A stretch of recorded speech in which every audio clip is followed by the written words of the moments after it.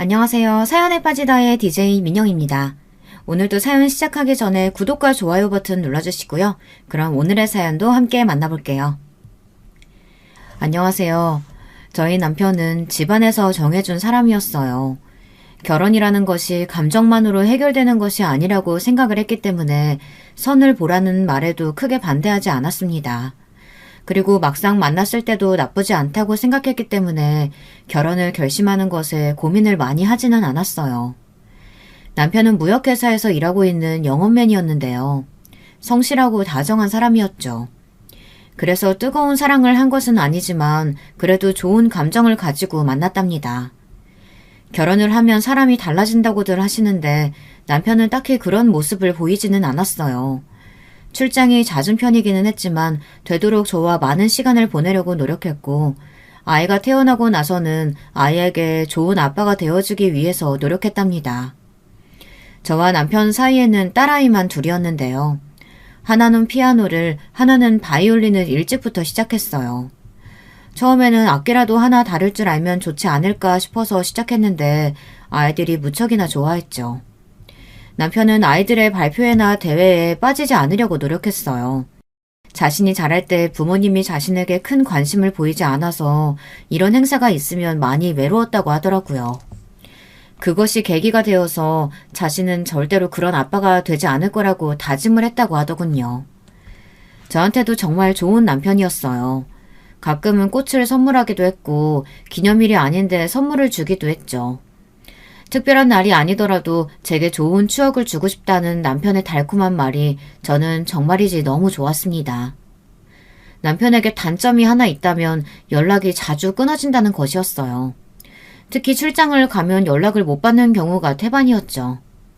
처음에는 그런 부분이 불안하기도 했고 왜 연락이 되지 않을까 걱정스럽기도 했지만 남편이 늦게라도 꼭 전화가 와서 정말 미안하다고 일하는 중에는 전화를 받는 것이 쉽지 않다고 제게 이해를 부탁하더라고요.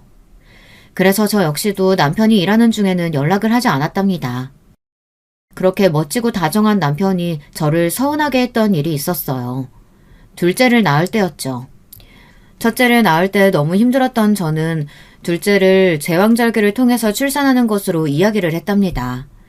예정일보다는 다소 빠른 날짜를 잡고 병원에 입원했죠. 남편은 그날 병원에 오겠다고 약속했는데 나타나지 않았어요. 심지어 아이가 태어나고 이틀이 지나도록 전화 한 통도 없었답니다. 시댁 어른들도 당황하시며 이게 무슨 일이냐고 하셨지만 저는 너무 속상해서 말을 할 수가 없었죠. 현이 엄마야, 너는 연락받은 거 없어? 아니 애 아빠라는 사람이 왜 아직 코빼기도 보이질 않아? 제가 드리고 싶은 말이네요. 분명 수술하는 날도 알고 있는데 그날부터 시작해서 연락 자체가 전혀 되질 않아요. 회사에도 출산휴가 냈다고 하는데 도대체 그 애는 어디 갔는지 모르겠어요. 피치 못할 일이 있겠지. 뭐가 좋다고 오겠어. 또 딸인데. 시아버지께서는 걱정하는 시어머니나 불안해하는 제 모습을 보고는 혀를 차며 말씀하셨어요. 충격적인 말씀에 순간 어안이 벙벙했죠. 시어머니께서는 쓸데없는 소리 한다고 시아버지에게 조용히 하라고 했지만 시아버지께서는 자신이 틀린 말을 한 것도 아닌데 왜 이러냐며 소리를 높이셨죠. 시아버지께서 고리타분한 분이라는 것을 알고는 있었지만 한 번도 아들 타령을 하신 적이 없으셨기 때문에 저는 당연히 당황할 수밖에 없었죠. 저 딸은 살림 미천이라는 말도 있으니 그럴 수 있다 했다만 둘째도 딸이라니? 에이, 나도 이렇게 속상한데 어디서 술이나 마시고 있겠지. 그놈이 아들을 얼마나 갖고 싶어 했는지 당신도 잘 알잖아.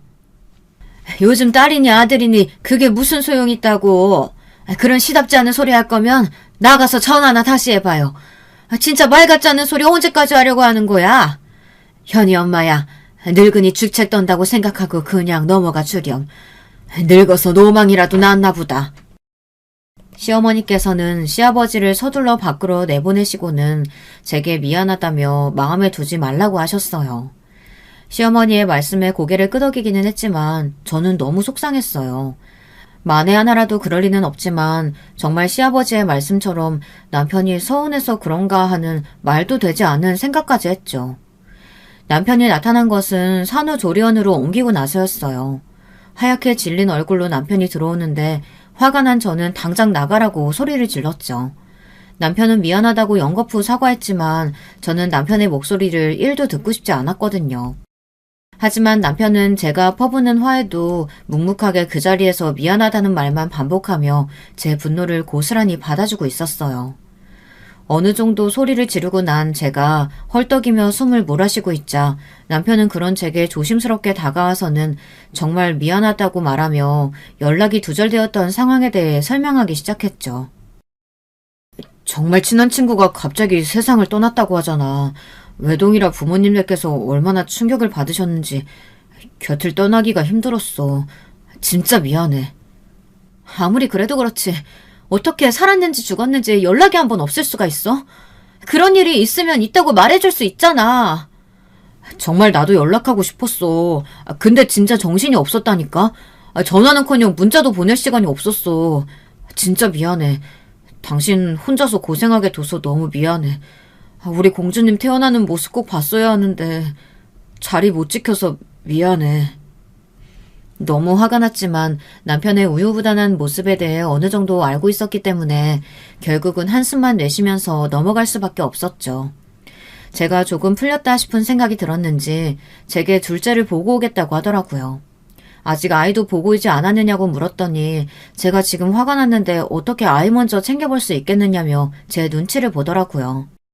그리고는 아이를 보고 와서는 아이가 저를 닮아 예쁘다고 했죠.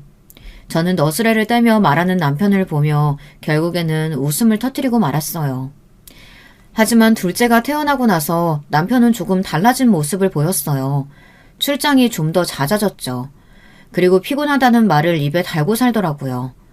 집에 돌아오면 피곤해하는 모습으로 아이들과 놀아주는데 그 장면을 보고 있으면 괜히 짠한 마음이 들었어요. 또 하나 남편의 말수가 눈에 띄게 줄더라고요. 너무 피곤한데 애쓰는 모습을 보니까 저도 괜히 이야기하기가 힘들더라고요. 그래서 남편과의 대화하는 시간이 눈에 띄게 줄어들었답니다. 부부 사이에 대화가 줄어들다 보니 남편이 모처럼 집에 있는 날에도 무슨 말을 해야 할지 모르겠더라고요. 아이들이 잠들고 나서 둘만 남게 되는 순간이 어색하다 싶을 정도가 되었죠. 이런 고민을 친구에게 이야기하니 부부 사이에도 노력이 필요하다고 하다며 이대로 방치하면 나중에 더 힘들 수 있으니 먼저 이야기를 꺼내보고 남편이 피곤해 보이면 무슨 일이 있는지 들어주고 공감하는 척이라도 하라고 하더군요. 사연을 듣고 계시는 분들은 그런 것들도 다 알려줘야 하느냐고 손가락질 하실 수도 있으시겠죠. 하지만 저희 부모님께서는 한 번도 저희가 보는 앞에서 다정한 모습을 보여주신 적이 없으셨거든요. 교수이신 아버지께서는 늘 서재에 계셨고 화가이신 어머니께서도 화실에 계시는 시간이 많았어요. 그래서 혼자서 놀거나 여동생과 시간을 보내는 것이 대부분이었어요. 좀 커서는 학원을 순례하듯이 다녔고요. 식탁은 밥 먹는 소리 외에는 들리지 않을 만큼 조용했고 그것도 먼저 식사가 끝난 사람은 자기 할 일을 하러 가는 분위기라 가족끼리 대화가 없었죠. 그래서 저는 이런 것도 노력이 필요하다는 것을 이해하지 못했어요. 하지만 친구의 충고를 받아들여 남편에게 한마디라도 더 붙여보려고 했죠. 저의 노력 덕분인지 남편은 회사에서 있었던 시시콜콜한 이야기를 제게 하기 시작했어요. 남편이 하는 일에 대해서는 전혀 아는 것이 없었지만 저는 남편의 이야기에 최대한 집중하고 공감하려고 했으며 남편 역시 제가 하는 일에 대해서 물어보기도 했죠. 당시 저는 선배의 미술학원에서 오전 취미반을 담당하고 있었거든요. 그 반에서 우스갯소리로 나온 이야기들을 남편에게 하며 저희 사이는 결혼 초반으로 돌아간 것 같았어요. 말 그대로 평화로운 분위기 그 자체였죠. 딱 하나 시아버지께서 아들 타령을 하시는 것을 제외하고는 시댁과의 사이도 나쁘지 않았어요. 그랬던 저의 생활은 이사를 기점으로 송두리째 바뀌었어요. 아이들이 자라면서 저희는 큰 집으로 이사를 가기로 했어요. 원래는 아이들이 함께 방을 썼는데 크면서 집에서 연습할 때마다 서로 불편해하더라고요. 남편 역시 서재를 원했기 때문에 방이 여러 개 있는 큰 집으로 이사를 갔죠. 이사 준비를 하는 동안 정신없이 바빴어요. 가지고 가는 것들만큼이나 새로 사야 할 것들이 많았거든요. 이것저것 많이 집에 두는 편은 아닌데도 정신이 없더라고요. 거기다 남편의 출장까지 겹치는 바람에 이사는 거진 혼자 하는 것이나 다름없었어요. 여보 미안해. 이번 주도 좀 늦게 마칠 것 같아. 멀리는 아니고 지방이라 오래 걸리지는 않을 텐데 자꾸 집을 비우네. 미안해. 일 때문이라는데 어쩔 수 없지. 지방 어디로 가는데? 춘천. 금방 일 마치고 올게. 이사 준비 당신 혼자서만 하는 것 같아서 면목이 없네. 알고 있어서 다행이네. 그것도 몰라주면 속상했을 텐데. 남편은 매번 자리를 비우는 것을 미안해하며 제 마음을 풀어주려고 노력했어요. 갑자기 안마를 해주겠다고 하며 어깨를 주물러주지 않나, 평일에 월차를 썼다고 하며 하루 동안 제가 할 일을 자신이 다 맡아서 하겠다고 큰 소리를 치기도 했죠. 그런 남편의 다정함에 저는 힘들어도 힘들다는 내색을 하지 못했어요. 이사를 마치고 아이들도 남편도 새 집을 무척이나 좋아했어요. 아이들은 앞으로 연습할 때 신경 쓰일 일이 없다며 좋아했고, 남편은 서재를 가져보는 것이 자신의 로망이나 다름없었다고 하면서 무척이나 행복한 얼굴을 했습니다. 저는 가족들의 그런 얼굴을 보며 이런 것이 행복이구나 싶었어요. 그런데 이사를 하고 얼마 안 있어서 남편이 장기 출장을 가게 생겼다고 하면서 한 달 정도 집에 올 수 없다고 하더군요. 그동안 출장이라고 해봤자 3일을 넘긴 적이 없었는데 갑자기 한 달이나 자리를 비운다고 하니 기분이 좀 이상하더라고요.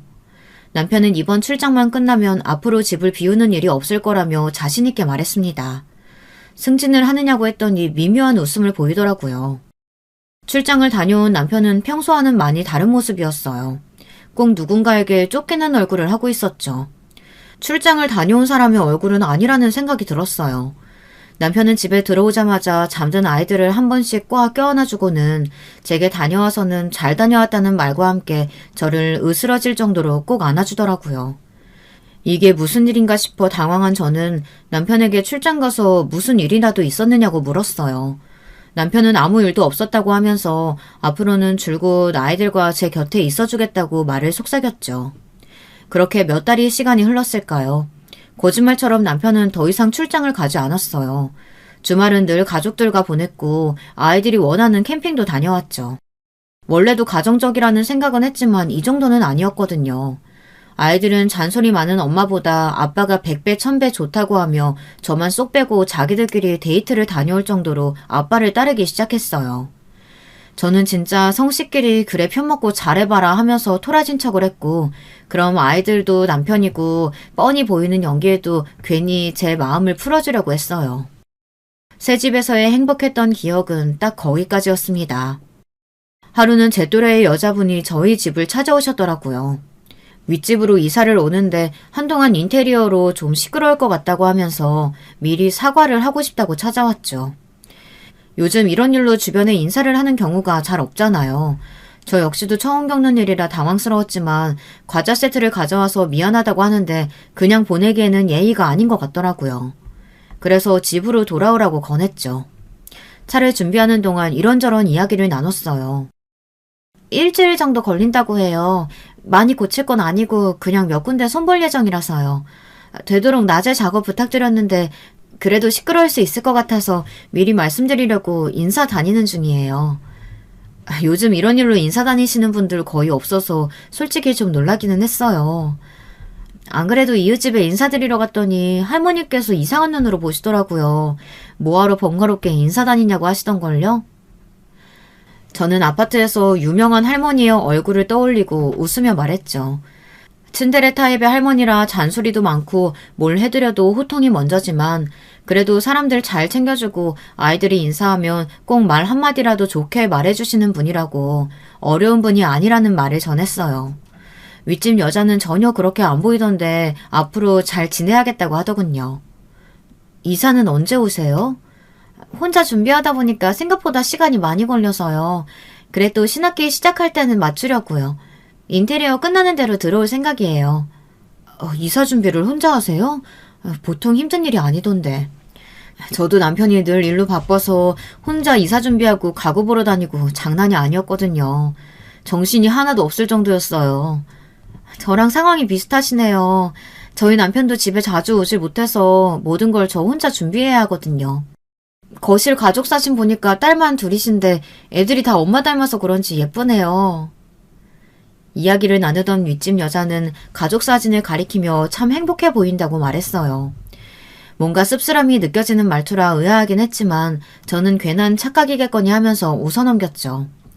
윗집 여자는 아이들에 관해 이것저것 물어보더라고요. 자기도 아들이 하나 있는데 학교를 이 근처로 올 것 같다고 하면서요. 나이를 물어보니 우리 둘째보다 한 학년 위더라고요.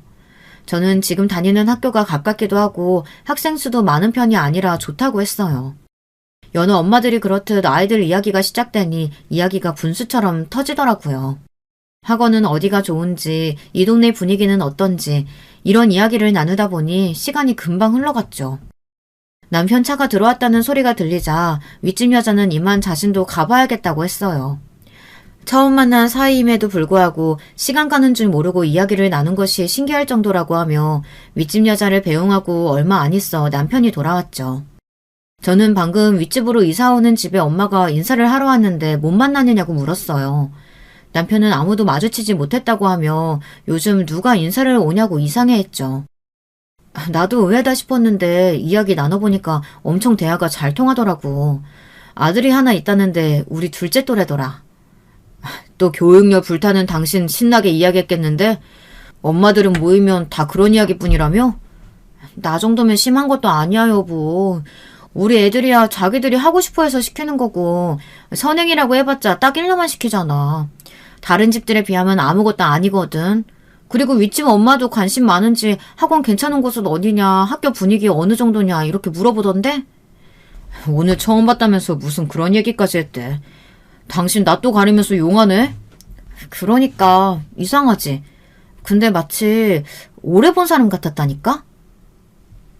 남편은 그런 사람을 만난 것도 행운 아니겠냐며 앞으로 윗집 아랫집 잘 지내면 좋겠다고 하더라고요.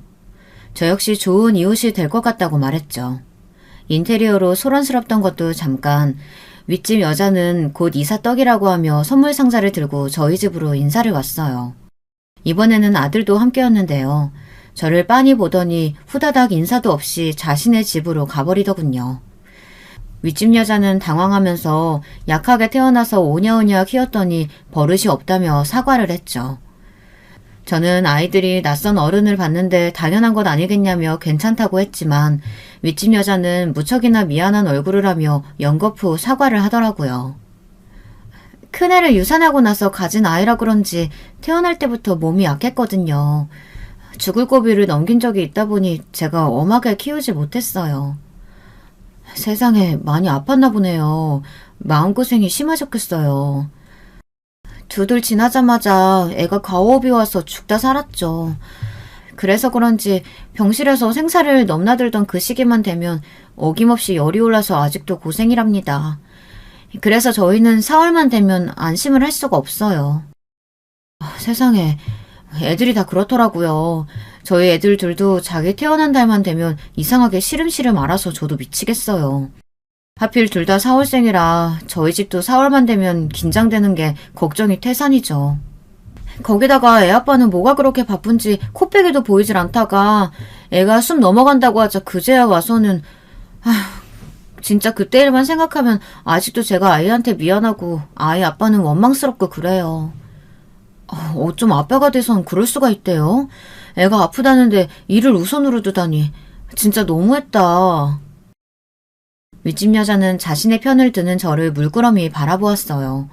저는 얼굴에 뭐가 묻었느냐고 물었지만 윗집 여자는 자신을 이해해줘서 고마워 그런다고 말하며 얼버무렸죠. 그리고 앞으로 잘 부탁한다고 하면서 애가 학원 갈 시간이라 챙겨줘야겠다고 하며 자리에서 일어났죠. 저는 앞으로 잘 지내보자고 말했고요.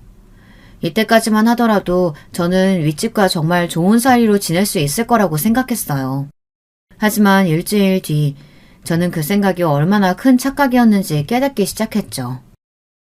아들 있는 집과 딸 있는 집은 다르다고 하더라도 초등학교를 다닐 정도면 그래도 어느 정도 잘한 것이나 다름없는데 밤만 되면 발을 쿵쿵 구르는 소리가 들리더라고요.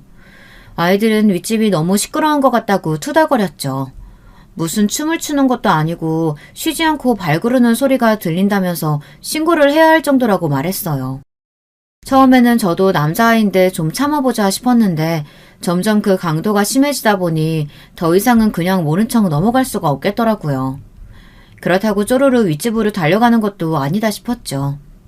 층간소음으로 칼부림도 난다는데 괜히 가서 언성 높이며 따져들고 싶지는 않았거든요.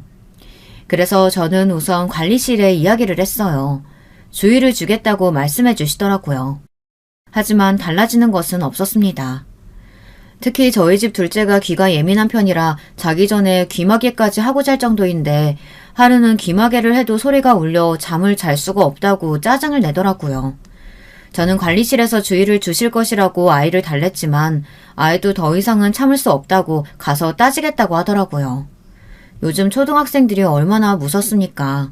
특히 저희 둘째는 애늙은이 같아서 한번 따지기 시작하면 엄마인 저도 이기기 힘들 정도였거든요.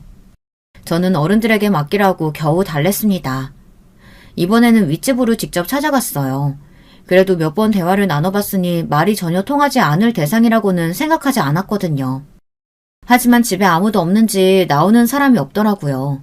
저는 메모지에 조금만 조심해달라는 말을 남겨두고 집으로 내려와야 했답니다.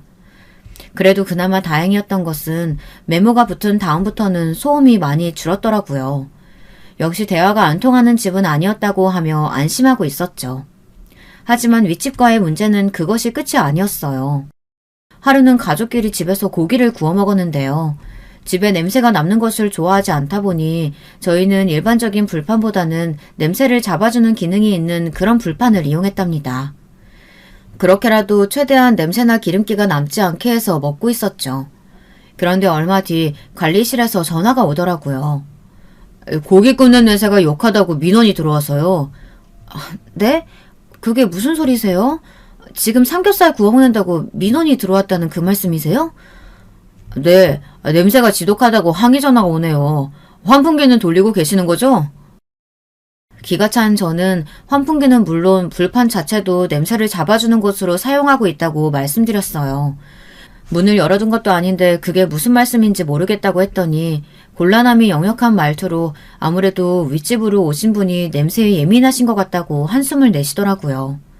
순간 윗집이라는 말에 제가 너무 당황스러워 윗집에서 항의가 들어간 것이냐고 물었습니다.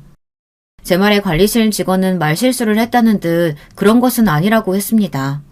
하지만 이미 저는 확신이 들었죠. 지금까지 한 번도 이런 소리를 들어본 적이 없었거든요. 남편도 어처구니 없다는 표정을 짓더라고요.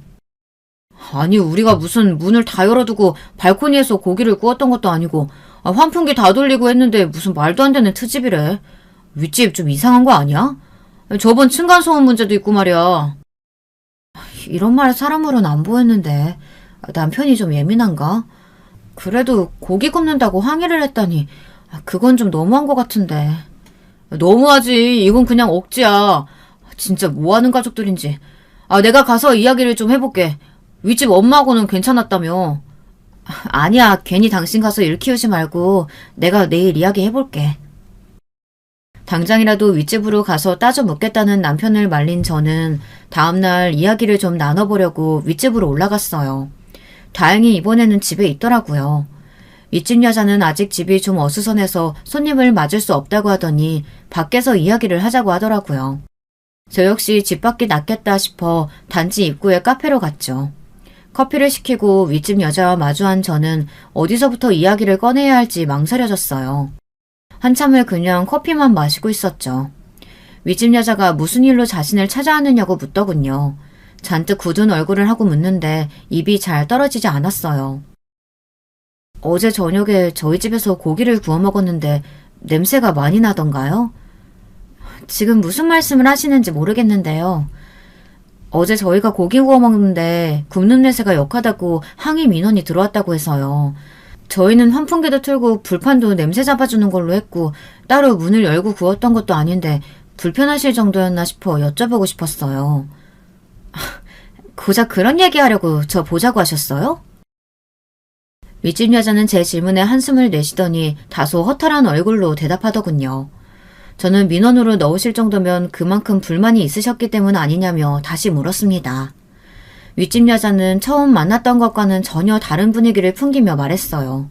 마치 딴 사람이 와서 앉아있는 것 같더라고요. 다수의 가구가 모여 사는 곳인데 그런 건 알아서 조심해줘야 하는 거 아니에요? 어떻게 그런 기본 예의가 없을 수가 있어요? 고기가 먹고 싶으면 나가서 사 먹던가요. 벽지에 냄새 남으면 그쪽에서 책임질 것도 아니잖아요. 저희가 해야 할 조치를 안 한 것도 아닌데 그렇게까지 말씀하실 건 아니지 않나요?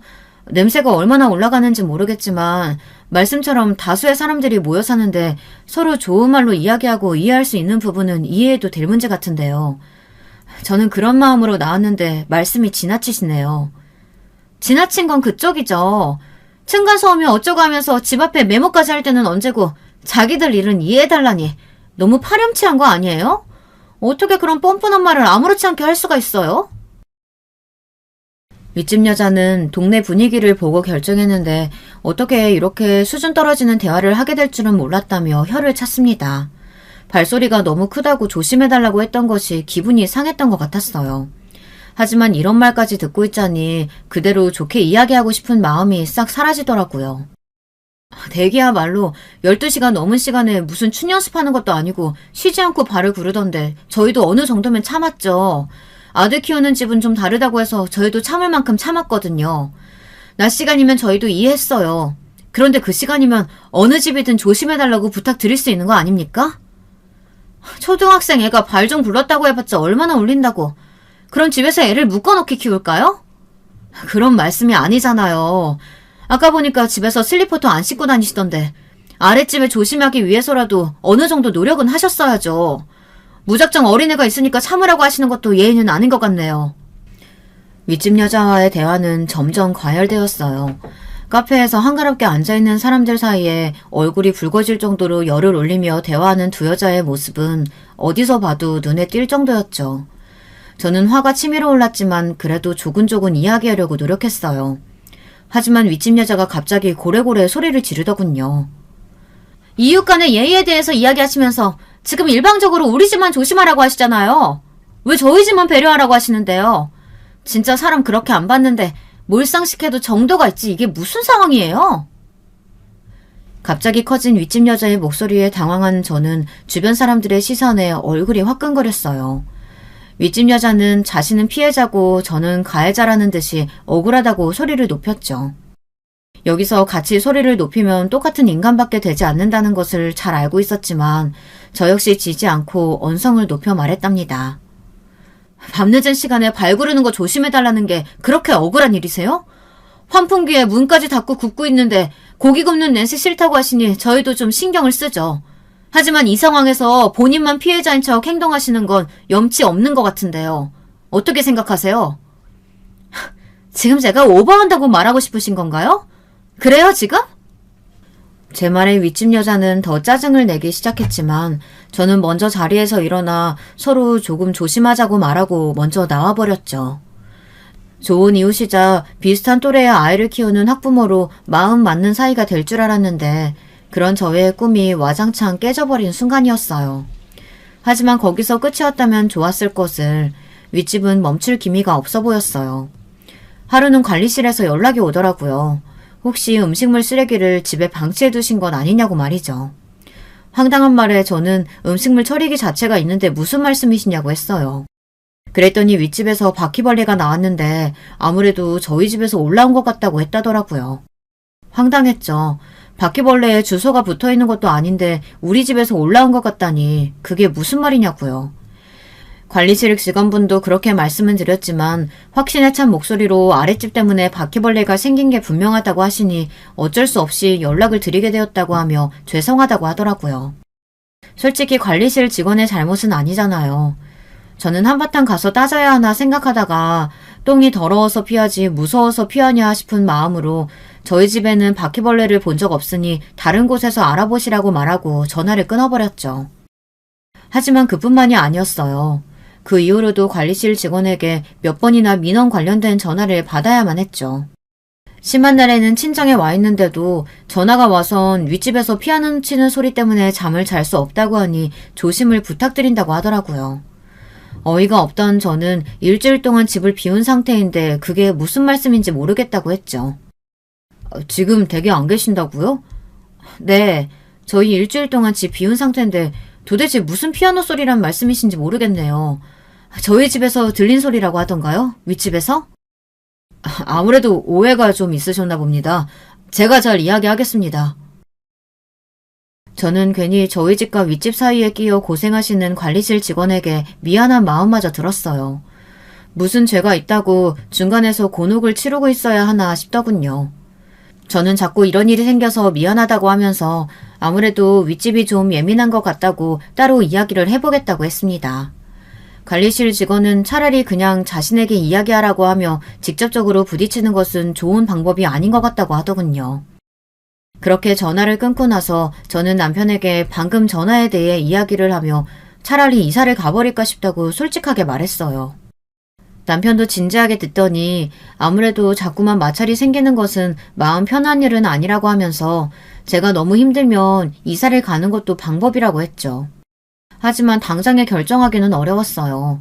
전학 온 지 얼마 되지도 않았는데 아이들에게 또 전학 이야기를 꺼낸다는 것이 쉽지 않더라고요. 아이들 키워보신 분들은 아시겠지만 이 또래의 아이들에게 친구라는 존재가 얼마나 중요합니까? 남편과 저는 다른 방법을 찾아보기로 했어요. 하지만 속으로는 학교 근처로 다시 집을 알아봐야겠다 싶었죠. 그렇게 얼마의 시간이 흘렀을까 대망의 사건이 터지고 말았답니다.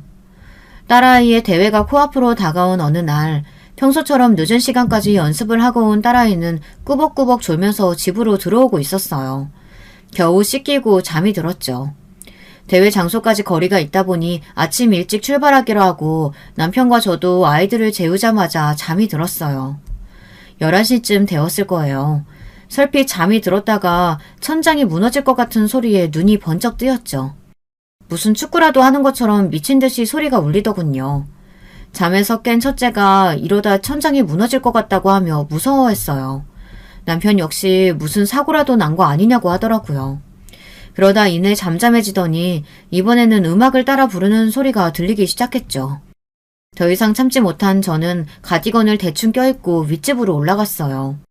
남편이 진정 좀 하라고 저를 붙들었지만 저는 더 이상은 도저히 못 참겠더라고요. 늦은 시간임에도 저는 거침없이 배를 울렸습니다. 꽤나 시끄러운 소리에 옆집 잔소리 많으신 할머니께서도 화가 잔뜩 나셔선 집에서 나오고 계셨죠. 지금 시계가 몇 시인데 노래 부르고 춤추냐고 아주 아파트 전체가 울릴 정도로 호통을 치셨습니다. 그리고는 저를 보시고 이 일 때문에 올라왔느냐고 하셨죠. 제가 대답을 하려는데 문이 열리면서 시끄럽게 남의 집 앞에서 뭐하는 짓이냐고 하더군요. 할머니께서는 방금까지 미친년 널뛰듯이 노래 부르고 춤춘 사람이 누군데 그런 말을 하느냐고 시계도 볼 줄 모르냐고 버럭하셨어요. 윗집 여자는 저 외에 할머니까지 오셨을 거라고는 상상하지도 못했는지 말을 하며 말을 더듬거리더군요. 할머니께서는 일이 일찍 끝나서 그냥 집에 왔다고 하시면서 정상적으로 생각을 좀 하고 행동하라고 하시더니 다시 집 안으로 쏙 들어가 버리셨죠. 할머니 덕분에 어느 정도 진정이 된 저는 차분하게 말했어요. 할머니께서 제가 하고 싶은 말은 다 한 것 같은데 제발 시계는 좀 보셨으면 좋겠어요. 아까는 무슨 축구 경기하는 것처럼 우당탕탕 뛰던데 이제는 춤에 노래까지. 진짜 너무하시네요. 서로 조심할 건 조심하자고 이야기했는데 이렇게까지 하시는 건 곤란하죠. 저는 주의를 부탁하고 몸을 돌려 집으로 가려고 했어요. 그때였죠. 남자아이가 나오더니 저를 보며 소리를 지르더군요. 그것도 충격적인 내용으로 말이죠. 저는 너무 놀라 그 자리에 얼어붙고 말았어요. 아이는 그런 저를 보고 악을 쓰며 외쳤죠.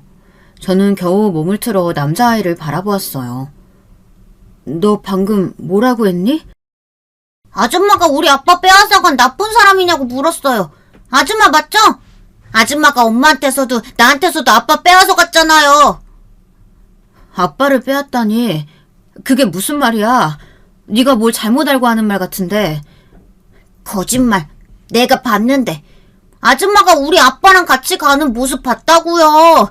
분명 우리 아빠인데 아줌마 때문에 아빠가 나 보러 오지도 않는 거죠. 저는 남자아이의 말에 다리가 풀리는 것 같았어요.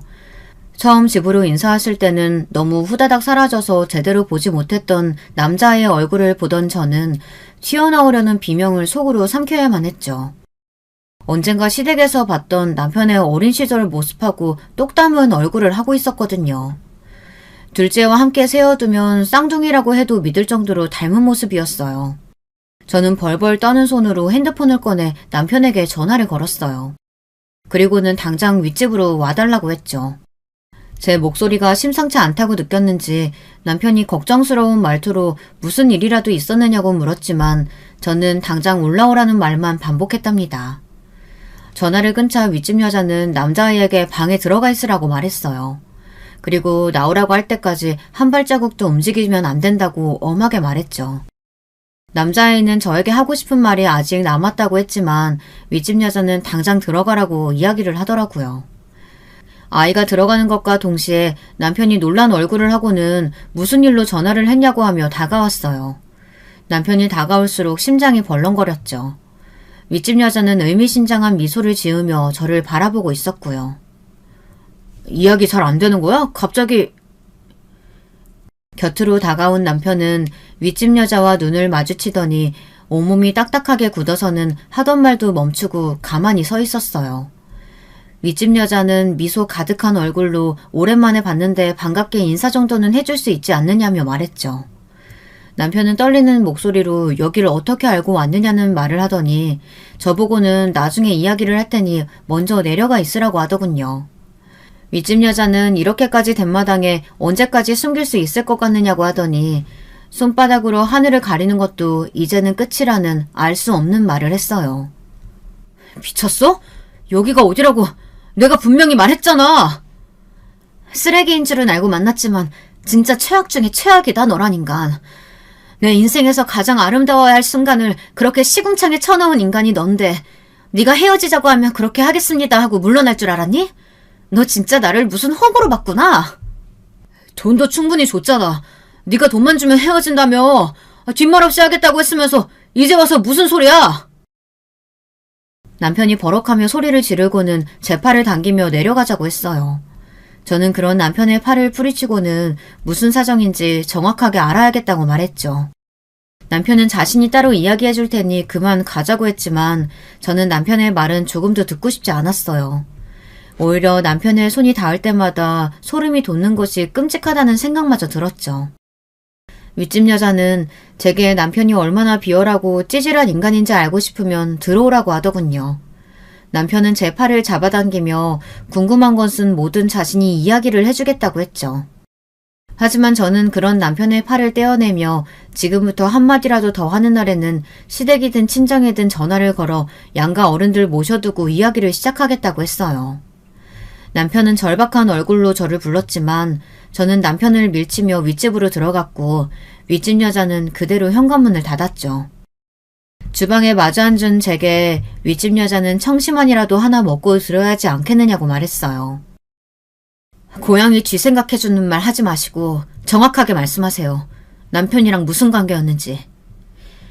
미리 이야기를 해두자면 내가 먼저였어요. 저 쓰레기 같은 인간이랑 살림 차린 것도 아이 가졌던 것도 다 내가 먼저였거든요. 그 새끼 집에서 반대만 안 했어도 우리는 결혼해서 잘 살았을 거예요. 결혼한 지 10년도 넘었어요. 그럼 당신들이 10년이 넘게 따로 만나왔다는 말이에요? 중간에 헤어지기도 했죠. 결혼한다고 하면서 헤어지자고 했을 때 그때 끊어냈어야 했는데 내가 미련이 남아 결국 다시 만나 지금까지 살았네요. 그런데 두 번째 만났을 때 그 새끼가 나한테 뭐라고 약속했는지 알아요? 당신이랑 이혼하고 나랑 같이 살겠다고 조금만 기다려달라고 했다고요. 이혼이요? 우리가 이혼을 한다고 했다고? 윗집 여자의 이야기에 저는 정신을 차릴 수가 없었어요. 솔직히 남편과 서먹했던 시간이 있긴 했지만 이혼을 입에 올릴 정도는 아니라고 생각했거든요. 그런데 이혼할 때까지 기다려달라고 했다니 이제 제 마음속에는 남편에 대한 원망조차 남지 않을 정도가 되어버렸죠. 윗집 여자는 아랑곳하지 않고 술술 이야기를 하더군요. 그 말을 철석같이 믿은 내가 등신이지. 당신이랑 이혼하는데 시간이 걸린다고 하면서 이리저리 핑계만 대더니 결국 올해 초에 갑자기 헤어지자고 하더라고요. 앞으로 당신과 딸아이에게 집중하겠다고 하면서요. 내 아들은? 이혼하겠다는 말 하나만 믿고 지금까지 기다린 나는 뭐가 되는데요. 그러면서 위자료라고 돈 던져주고는 연락까지 끊어버리고. 여기로 이사 온 것도 다 목적이 있어서였군요. 우리 집에 찾아와 인사했던 것도 저한테 살갑게 다가왔던 것도 다 목적이 있었던 거였어. 당연하죠. 나와 아들 버리고 간 그 인간, 그 인간 지키고 싶은 가정이 얼마나 대단한가 싶어서 찾아왔어요. 아주 끔찍할 정도로 행복하게 사는 당신들 보면서 내 마음이 얼마나 지옥이었는지 알아? 나는 그렇게 힘든데 하하호호 아주 행복해 죽겠다는 얼굴로 다니는 당신 보면서 내가 얼마나 죽고 싶었는지 상상이나 되냐고. 결혼한 남자인 줄 알면서 만난 사람은 그쪽이죠. 이혼한다는 달콤한 말에 속아서 자식 낳고 시간 낭비한 것도 당신이고요. 누가 그렇게 하라고 했어요? 당신이 선택한 삶이면서 누구 탓을 하는 건데요? 이 모든 상황의 원인이 제게 있다고 외치는 윗집 여자를 보며 토끼가 올라왔어요. 금방이라도 화장실로 달려가 속에 있는 것들을 다 개어내고 싶은 심정이었죠. 윗집 여자는 악다구니를 하는 저를 보며 고개를 끄덕였죠. 제 말처럼 모든 것은 다 자신이 스스로 자초한 일이 맞으며 그 때문에 자신의 아들에게 너무도 많은 상처를 줬다고 중얼거렸어요. 저와 윗집 여자 사이에 침묵이 흘렀어요. 저는 여기서 더 충격받을 일이 뭐가 있을까 싶었지만 여기가 끝이 아니더군요. 비틀거리며 일어나는 저를 붙든 윗집 여자는 아직 이야기가 남아있으니 마저 듣고 가라고 했어요. 저는 여기서 더 이상 할 얘기가 뭐가 있느냐고 했지만 윗집 여자는 고집스럽게 저를 당겨 앉혔어요. 잠수탄 그 인간이 도저히 용서가 안 돼서 그 인간 부모를 만나러 간 적이 있었거든요. 가서 내가 그 인간 아들 낳았다. 이혼하고 나랑 결혼한다고 해서 지금까지 기다렸는데 위자료라고 돈만 던져주고 사라졌다. 당장 그 인간 데려와라 하고 말이죠. 지금 시부모님들을 만났다는 말이에요? 자기 발로 찾아가서? 그래요. 그런데 그 인간 아버지란 사람이 나한테 뭐라고 했는지 알아요? 아들만 내놓고 썩 꺼지라고 소리를 지르더라고요. 자기네 핏줄인 아들은 자기 며느리가 잘 키워줄 테니까 받은 돈으로 새 출발하라고. 저는 윗집 여자의 말에 피가 거꾸로 치솟는 기분이었어요. 아무리 아들이 있어야 한다고 노래를 부르셨더라도 이 상황에서 그런 말이라니. 정말이지 지금까지 남편과 살아온 시간들이 송두리째 사라졌으면 좋겠다는 생각이 들었어요. 윗집 여자는 남편과 결혼을 하고 싶다거나 아들을 호적에 올려달라고 할 생각은 추워도 없다고 말했죠. 그저 그런 쓰레기 같은 인간의 인생에 빈 엿이라도 던져줘야 성이 풀릴 것 같아서 제게 접근했다고 말했어요. 저는 팔다리에 힘이 하나도 들어가지 않았지만 젖먹던 힘까지 짜내서 자리에서 일어났습니다. 윗집 여자가 부축해주겠다고 했지만 단호하게 거절하고 윗집을 나왔죠. 집 앞에선 저는 현관을 한참이나 노려봤습니다. 이 문만 열고 들어가면 남편이 있을 거라는 생각에 저절로 욕이 나올 것 같았지만 저는 아이들 얼굴을 떠올리며 필사적으로 참았죠. 집으로 들어가자 남편이 무슨 이야기를 했느냐며 다가오더군요. 저는 아이들 깨우지 말고 조용히 닥치라고 말하고는 안방으로 들어가 아이들과 제 물건을 챙기기 시작했어요. 남편이 안절부절 못하며 제발 자기 이야기를 좀 들어달라고 하더군요. 저는 알고 싶은 일은 조금도 없으니 숨도 크게 쉬지 말라고 했죠. 그렇게 뜬 눈으로 밤을 보낸 저는 아이들 대회 준비로 집을 나서며 남편에게 조금의 흔적도 남기지 말고 다 챙겨 나가라고 말했어요. 그리고 앞으로 모든 일은 변호사와 이야기를 하게 될 것이라고 말했죠. 저는 남편에게 소리를 지르지도 않았고 화를 내지도 않았어요. 윗집 여자와 이야기를 나누는 동안 그럴 가치도 없다는 것을 깨달았거든요. 남편은 자신의 이야기도 들어줘야 하는 것 아니냐고 했어요. 나랑 결혼하기 전에 윗집 여자랑 동거까지 했다는 사실, 나랑 결혼하고도 계속해서 만났다는 사실, 나랑 이혼할 때까지만 기다려달라고 했다는 사실, 윗집 아이가 당신 아들이라는 사실, 이 모든 사실 중에 아닌 게 하나라도 있어? 하지만 결국은 다 정리하고 당신과 아이들만 보려고 살려고 했어. 그래서 그게 앞의 일들을 다 없었던 일로 만들어줄 만큼이 된다고 생각해? 더러운 새끼. 앞으로 내 딸들 얼굴 볼 생각도 하지 마. 당신이랑 이렇게 말 섞고 있다는 사실만으로도 오장육부가 다 입 밖으로 튀어나올 정도로 역겨우니까. 남편은 제 말에 충격을 받은 얼굴을 했지만 더 이상 저를 붙들지는 못했습니다. 아이들 대회를 마치고 저는 집이 아닌 친정으로 향했어요. 그리고 가족들에게 남편 일을 숨김없이 말했습니다. 평소 큰소리 한번 내지 않으시던 아버지께서는 당장 남편을 데려오라고 하시며 절대 용서하지 않겠다고 하셨어요. 그런 모습은 처음이라 저도 많이 놀랐습니다. 저는 남편과 모든 것을 정리하겠다고 말하고는 필요하면 소송도 할 생각이라고 말했어요. 남편과의 이혼 소송은 참으로 길었습니다. 남편은 이혼하지 않겠다고 버티고 있었고 시댁 어른들은 그렇게 이혼하고 싶으면 아이들은 두고 가라고 하셨죠. 길고 긴 싸움 끝에 결국에는 양육권만 가지는 것으로 이혼이 성립되었어요. 남편은 마지막까지 비겁했어요. 자신은 윗집 여자를 버리고 가정을 지키려고 했다고 말했죠. 여러분들 생각은 어떠신가요? 제가 남편의 이 말에 이혼 대신 가정을 지켰어야 했을까요? 여러분, 두 번째 사연 시작하기 전에 좋아요, 구독 꾹 눌러주실 거죠? 그럼 두 번째 사연 바로 시작합니다. 곤란한 고부관계 때문에 힘드셨다던 여성 사연자분의 얘기가 준비되어 있는데요. 어떤 인생을 살아오셨으며 또 어떤 고부관계에서의 문제를 겪으셨는지 제가 지금 바로 여러분께 소개해 드릴게요. 저희 아빠께서는 제가 6살 되던 해에 돌아가셨어요. 교통사고를 당하셨는데 직후에는 상태가 그렇게 나쁘지 않으셨다가 심각한 후유증이 나타나서 갑자기 돌아가신 것으로 그렇게 들어서 알고 있습니다. 그리고 저희 엄마께서는 제가 7살일 때 저를 친할머니 댁에 맡기고 떠나셨어요. 참고로 친할아버지는 제가 태어나고 얼마 안 돼서 돌아가신 분이기 때문에 제가 직접적으로 얼굴을 뵌 적은 없답니다. 아빠의 형제로는 고모 2분이 계셨는데요.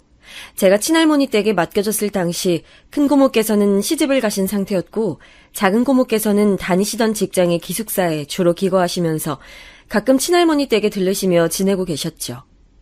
저는 엄마께서 저를 잠깐만 친할머니께 맡기신 줄로만 알았어요. 할머니 말씀 잘 듣고 사고 안 치고 얌전하게 지내야 돼. 알았지? 착하게 있으면 엄마가 다시 데리러 올 테니까 100밤만 기다리면 된다고 엄마가 말했었지? 100밤만 자고 나면 엄마께서 다시 저를 데리러 오실 줄로만 믿었어요. 그러나 100밤을 모두 새고 나서도 엄마께서는 오시지 않았고 전 작은 고모의 손을 잡은 채로 초등학교에 입학했습니다. 초등학교에 들어가고 나서 얼마 뒤에 반 친구랑 싸웠었거든요. 자세히 기억은 안 나는데 아마 그 친구가 부모님 얘기를 들먹여서 제가 화를 냈었던 걸 거예요. 반 친구랑 치고받고 싸운 저는 서러워서 엄마를 보고 싶다며 이틀 밤낮을 떼를 썼었죠. 그런 저를 달래시며 할머니께서는 무척 속상해 하셨었고요. 그 주말에 집으로 오신 작은 고모께서는 떼를 쓰며 엄마를 찾는 저에게 화를 내셨어요. 너 바보 아니야? 너희 엄마가 널 왜 데리러 오겠어? 너 버림받은 거야. 너희 엄만 진작에 널 여기에 두고 도망친 거라고. 자기만 잘 살고 싶어서. 네가 있으면 자기 인생에 걸림돌이니까 널 여기에 치우고 가버린 거지. 넌 그런 줄도 모르고 아직도 엄마 타령을 하고 있었니? 저는 극심한 충격으로 차마 울지도 못하고 작은 고모의 말씀을 부정하지도 못한 채 가만히 있었지요. 친할머니께서는 작은 고모가 너무 섣부르고 어리석었다면서 혼을 내셨고요. 이건 좀 나중의 일인데 그때 일을 두고 작은 고모께서는 저한테 사과를 하셨어요. 어린 조카한테 그렇게 대놓고 막말을 한 걸 후회한다고 말이죠. 제가 상처받은 걸 보고 많이 반성도 하셨다고 했어요. 전 사실 작은 고모의 그 발언에 반신반의했었답니다. 엄마께서 저를 안 찾으러 오시는 걸 보면 그 발언이 진짠 것 같은데 설마 절 버리고 엄마께서 정말로 떠나셨을까 하는 의문이 남아서 그 발언을 아주 믿을 수도 없었던 것이죠. 내심 작은 고모께서 저에게 거짓말을 하신 것이길 바라기도 했었고요. 하지만 작은 고모께서 하신 말씀은 슬프게도 진실로 밝혀졌었죠. 제가 9살 때였어요. 집으로 누가 찾아왔었는데 바로 제 외할머니셨습니다. 제가 살고 있는 친할머니 댁으로 찾아오셔서는 돈 봉투를 내미셨어요. 그러면서 외할머니께서는 친할머니를 향해 고개를 숙이셨었죠. 면목이 없습니다. 이 돈은 부디 애 키우는 것에 보태서 사용해 주세요. 큰 돈은 아닙니다.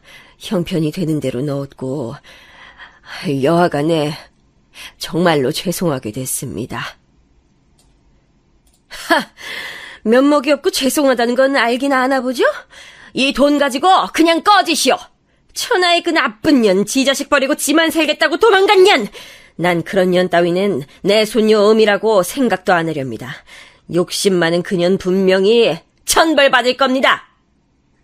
천벌, 천벌받을 짓은 하긴 했지요. 하지만 저처럼 딸이 있으니까 아시잖아요.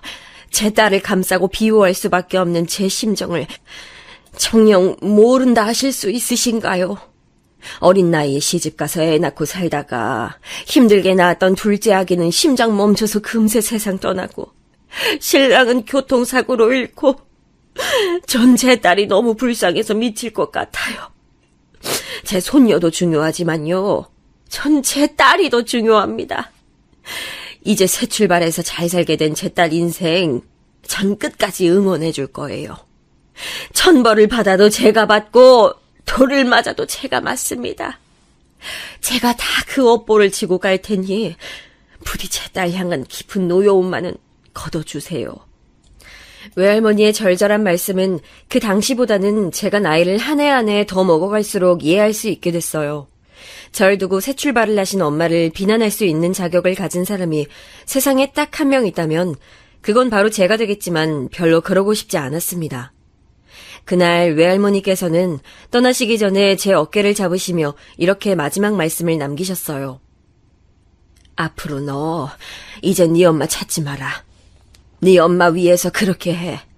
알아들었니? 제발 내 부탁이다. 간절한 외할머니의 눈빛을 보면서 어렸던 저는 무의식적으로 고개를 끄덕거렸죠. 그 이후로 저는 제가 완벽히 버림받았다는 걸 깨닫게 됐던 거예요. 그 전까진 전 제가 부모 없는 아이인 줄 모르고 살았어요. 그런 식으로 생각 자체를 안 해봤었거든요.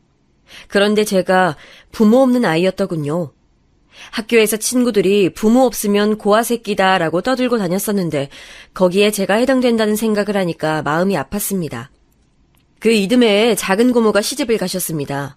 신혼살림 차려서 사는 데가 그리 멀지 않다면서 자주 올 거라 하셨었지만 별로 안 지켜졌었고요. 친할머니 댁이 있는 시골 동네는 심심하긴 했어도 벗삼아 놀 자연은 광활했기에 전 작은 고모를 자주 못 뵙게 됐어도 결핍은 느끼지 못했었네요. 친할머니께서는 시장에 음료를 파셨어요. 가끔 이웃분들의 농사일을 거들어서 푼돈을 벌기도 했지만 시장에서 음료 파는 일이 생업이셨죠. 전 주말이면 친할머니 따라서 음료를 팔기도 하며 시간을 보냈습니다. 친할머니께서는 늘 저한테 미안하다고 하셨어요. 그렇게 말씀하실 때마다 전 되려 친할머니께 죄송한 마음이 들었죠. 전 친할머니를 따라 누비게 된 시장에서 많은 것들을 보고 배웠던 것 같아요. 시장의 상인분들이 서로 팔아주는 게 신기했었네요. 하루 종일 산나물을 팔아서 손에 몇천 원을 주셨던 어느 할머니께서는 저희 친할머니께로 와서 꼭 커피 한 잔씩 팔아주셨어요. 힘들게 번 돈, 아깝게 번 돈인데도 꼬박 써주셨죠. 그러면서 하셨던 말씀이 바로 이렇게 사는 게 낙이고 사람들이 더불어 사는 모습이라고 하셨어요. 많은 것을 손에 쥐려 하지 말고 정으로 살아간다면 행복하게 살 수 있다고 말이에요. 기껏 힘들게 장사해서 버신 돈으로 친할머니께서는 시장에서 장을 보셨죠. 여러 곳을 들르시며 팔아주셨고요. 어렸을 때는 이런 시장 내의 생리가 살짝 이해하기 어려웠어요. 큰 욕 내놓고 서로를 이해해주며 잘하는 분들의 마음이 제가 잘할수록 더욱 이해가 갔고 그런 자세를 배우고 있었죠. 중학교는 초등학교보다 먼 곳에 있었는데요. 그러다가 고등학교는 아예 친할머니 댁을 떠나서 큰고모 댁에 살며 다녔어요. 큰고모 댁에 산다는 게 어색했고 싫었으나 친할머니의 뜻이 오셨기에 그렇게 했었네요. 이왕 고등학교 다닐 거라면 친구들이 많고 주변 활기찬 곳으로 학교를 다녔으면 좋겠네. 조용한 시골 우물 안에서 학교를 다닌다면 네 학교 생활 재미없어질까봐 이 할미는 크게 걱정이요. 친할머니의 말씀대로 큰고모 댁에서 지내며 고등학교를 다녔기 때문에 그나마 제가 친구들을 많이 사귈 수 있었던 것 같아서 지금 돌아보면 아주 좋은 선택이었죠. 애석하게도 제가 타고난 공부머리가 없었으며 노력이나 끈기도 받침되지 않았기에 대학을 목표로 입시를 하진 않았었고요. 대신에 취업률이 높다고 광고를 엄청 해댔었던 전문대학에 들어갔어요. 운이 좋아서 재학 중간에 3개월간 일본으로 연수도 다녀왔었고요. 꼬박꼬박 돈 모았던 걸로 친할머니의 기념품을 사왔던 게 기억에 남네요. 일본에서 사왔던 것들 중에서 사슴머리가 달린 볼펜도 있었는데 친할머니께선 이걸 너무 소중하게 여겨주셨지요. 볼펜이 하도 예뻐서 눈에 잘 들어온다고 어디에 둬도 볼펜을 찾기 쉽다고 하시면서 좋아하셨어요. 맨날 쓰기엔 아까워서 못 그러겠고 앞으로 중요한 메모할 일이 있을 때만 꺼내서 써야겠다. 에이, 할머니, 그러시다간 볼펜 잉크 다 말라버리겠어요. 일본 놈들이 다른 건 몰라도 물건 하나만은 튼실하게 만드니까 괜찮아. 혹시라도 굳어버리면 뜨거운 물로 잉크 녹여서 써보지 뭐. 우리 손녀가 준 귀한 볼펜 내가 아끼면서 오래오래 쓸 거야. 친할머니와는 소박하게 행복한 추억들이 많았네요. 그래서 저는 자라는 동안 외롭지 않을 수 있었어요. 제가 알지 못하는 아빠의 옛날 이야기도 친할머니랑 고모들께서 많이 해주셨고요. 솔직히 엄마가 보고 싶긴 했었어요. 마지막 모습이 자꾸만 아른거렸죠. 아, 그때 마지막인 줄 알았으면 인사했을 텐데 외할머니한테 편지라도 전할 걸 이런 생각들로 아련해지다가 어느 때는 갑자기 화가 나서 복수하는 망상을 하기도 했었네요. 그러나 엄마의 인생이 따로 있음을 조용히 받아들였습니다. 이력서의 가족관계에서 부, 모, 형제 아무것도 없는 게 씁쓸하긴 했으나 저는 수수한 인생의 소유자라서 그런가 취업할 때 이런 이미지 덕분에 도움이 된 것 같아요. 제가 평범하고 무난했거든요. 면접관이 대놓고 저한테 무리 안 일으키게 생겼다고 평가했던 걸 보면 인상이 통했던 거죠. 대학 친구들은 다 취업해서 고전했는데 전 원하던 기업의 사무직으로 한 방에 들어갈 수 있었어요. 대형 제조 공장이었는데 여기 딸린 사무직 일이었고요. 그런데 제가 만만해 보였나 봐요. 저를 향해서 반말은 기본이었죠. 친할머니께서는 시장에서 음료 파는 일을 하신다고 했더니 저보고 사무실 커피 담당을 하라고 했어요. 앞으로 제가 커피 타고 각종 식기 설거지 해야 된다고 했어요. 그리고 참 어이가 없었던 건 저에게 복장 규제를 했었던 거예요. 바지를 입으면 안 된다고 하더군요. 지금 생각하면 억울하고 화가 나서 그때 과거로 돌아가서 그 사람들한테 욕 한 바가지 날리고 저를 그곳에서 빼오고 싶을 따름이에요. 그런데 당시에는 사회 초년생이었고 나이도 어렸고 원체 소심했고 분쟁 일으키는 걸 싫어하는 성격이라 참았었죠. 말싸움하기 싫어서 져주는 사람이 바로 저였거든요. 성격 자체가 소심한 편이고 분란 만드는 거 싫어하는 분들 계시죠? 제가 그랬어요. 사무실의 남자부장이 저한테 구체적으로 치마 길이도 지시했었습니다. 똑바로 섰을 때 무릎만 딱 보이는 기장의 치마를 입어. 무릎 가리고 내려오면 답답해 보이고 허벅지가 보이면 너무 짧으니까 가타부타 많이 나올 수 있거든. 아, 그리고 상의는 펑퍼짐한 거 입지 마. 되도록이면 몸에 달라붙는 걸 입는 게 낫지. 어린 나이에 싱그러운 미모를 뽐내야지 감추면 안 되는 법이야. 정말 나쁜 어른들이었어요. 자기들 구두 닦는 것도 저한테 시켰습니다. 맨날 저에게 연애 이야기 물어보고 참견을 해댔고요. 그런 질문 들을 때 제 나이가 23이었는데 어쩜 어린 여자애한테 그러고 싶었을까 싶네요. 이악 물고 참으면서 다니다가 서울로 취직했어요. 자취방은 경기도였고요. 같은 대학 나온 친구랑 연락이 닿아서 돈 아낄 겸 같이 살기로 했었네요. 신기한 게 걔는 대학 다닐 때 성격이 안 맞아서 안 친했던 애였어요. 전 조용하고 재미없는 애였고 걘 꾸미는 거 좋아하고 놀러 다니던 애였거든요. 걘 무조건 서울에서 살고 싶어서 상경한 경우였죠.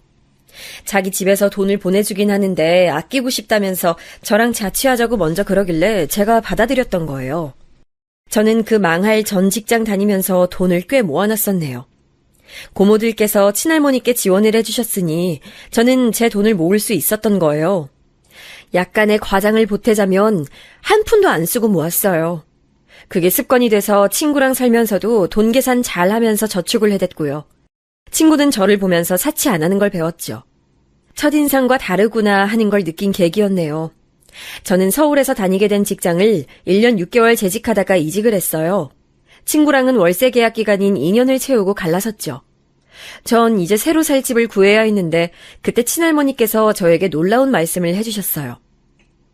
월세로 또 살 생각하지 말고 웬만한 매물 보이거든 차라리 집을 사둬라. 내가 없는 재산이나마 짤짤 털어서 우리 손녀가 집 사는데 보태줄 테니까.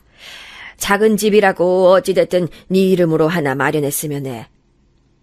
생각도 안 하고 있었던 부분이라서 너무 당황스러웠는데 고모들께서 말씀하시기를 친할머니께선 원체 시골분이라서 그런가 월세 개념에 어둡고 박하시다 했어요. 집은 내 집에서 사는 게 집이다라고 생각만 하시지 남의 집에서 다달이 돈 주고 사는 건 취급을 안 하셨던 것이죠. 전 고모들의 도움을 받아서 정말로 집을 구매했어요. 이삿짐을 풀고 나서도 안 믿겼죠. 한동안은 매일같이 내 이름으로 집이 있다고? 이런 생각을 했었으니까요. 실감이 안 났네요. 아담한 집이었으나 혼자 살기엔 넉넉했고 대출 빚이 생겼지만 갚으면서도 그저 행복했어요. 집이 있다는 게 이토록 즐거운 줄 몰랐네요. 새 직장도 열심히 다니고 있던 와중에 같이 살았던 친구가 저한테 남자를 소개시켜줬어요. 제가 알뜰살뜰하게 사는 것을 지켜보면서 감명을 받았던 그 친구가 얼굴 괜찮게 생긴 남자 소개가 자기한테 들어온 것을 저에게 넘긴 거예요.